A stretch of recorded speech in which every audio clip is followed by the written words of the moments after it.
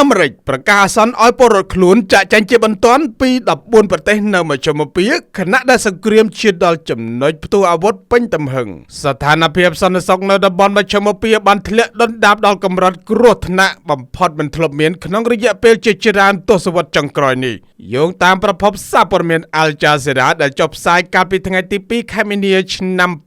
2026បានរាយការណ៍ថាក្រសួងការបរទេសសហរដ្ឋអាមេរិកបានចេញសេចក្តីប្រកាសអាសន្នកម្រិតខ្ពស់បំផុតដោយបញ្ជាឲ្យពលរដ្ឋអាមេរិកកាំងទាំងអស់ចាកចេញពីប្រទេសចំនួន14ក្នុងតំបន់មជ្ឈមបូព៌ាជាបន្ទាន់ភាពតានតឹងបានឈានទៅដល់ចំណុចកំពូលបន្ទាប់ពីសហរដ្ឋអាមេរិកនិងអ៊ីស្រាអែលបើកប្រតិបត្តិការវាយប្រហារតាមអាកាសរួមគ្នាទៅលើគោលដៅយុទ្ធសាស្ត្រក្នុងប្រទេសអ៊ីរ៉ង់ជាការឆ្លើយតបទីក្រុងតេហឺរ៉ង់បានវាយបកវិញយ៉ាងសាហាវទៅលើបណ្ដាប្រទេសជិតខាងដែលជាកន្លែងមូលដ្ឋានទ័ពរបស់សហរដ្ឋអាមេរិកយោងតាមការបញ្ជាក់របស់លោកស្រី Monan Namda អនុរដ្ឋមន្ត្រីក្រសួងការបរទេសសហរដ្ឋអាមេរិកទទួលបន្ទុកកិច្ចការកុងស៊ុលបានមានប្រសាសន៍ថាសហរដ្ឋអាមេរិកត្រូវបានព្រមានឲ្យចាកចេញជាបន្ទាន់ពីប្រទេសបារ៉ែនប្រទេសអេស៊ីបប្រទេសអ៊ីរ៉ង់ប្រទេសអ៊ីរ៉ាក់ប្រទេសអ៊ីស្រាអែលរួមទាំង West Bank និង Gaza ប្រទេស Jordani ប្រទេសគុយវ៉ាតប្រទេសលីបង់ប្រទេសអូម៉ង់ប្រទេសកាតាប្រទេសអារ៉ាប៊ីសាអូឌីតប្រទេសសេរី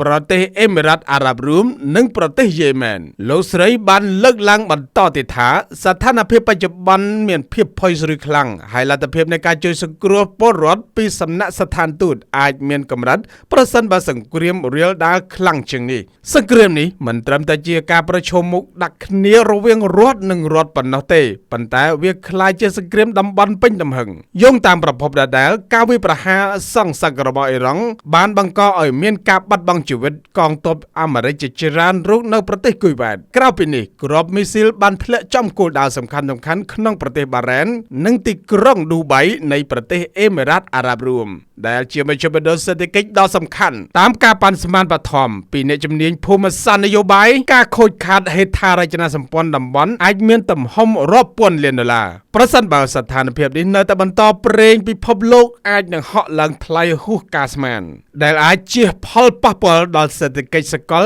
យ៉ាងធ្ងន់ធ្ងរ